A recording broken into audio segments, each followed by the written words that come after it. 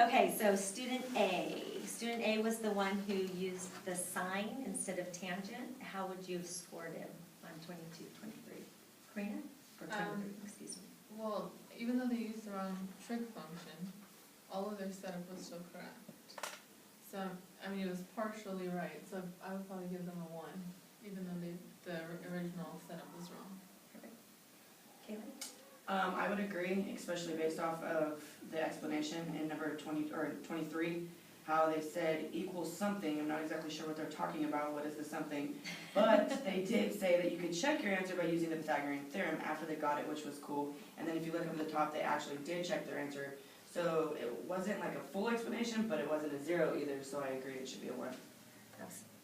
Jared? Yeah, I think these are talking about whether it's reasonable for the answer they got, and the answer they got, this would make sense because it is reasonable for that, but they did get the problem wrong, so because of that, I would give them a 1, but they're explaining what they did, which is all 22 and 23 are asking, so they're just asking us to explain what they did, and they did that correctly.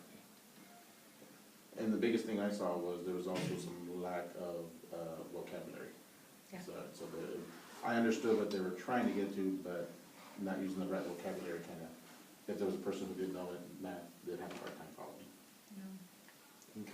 And I think that's one of the biggest difference between student A and student C, is that student C, I scored student C with a 2 because they used a ton of vocabulary, their work was right, they checked it with Pythagorean theorem, so I think they meet all the requirements for a 2. Yeah, I agree. Any disagreements with student C? No, I mean, the rubric that we made for that fits this student's perfect. I mean, everything we're looking for is there, so. Yeah, even the vocabulary, hypotenuse, opposite, adjacent, it's all there. I agree.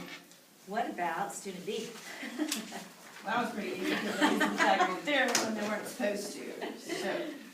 So we're all in agreement that student B is a 0. Right. Well, I like that it says that it's smaller than the hypotenuse and longer leg, but there's no proof to back it up. I Yes. think they just, oh yeah, that sounds good, so I'm gonna write it down. Yeah, especially since they used Pythagorean theorem when they were only given one side and one angle. So, awesome.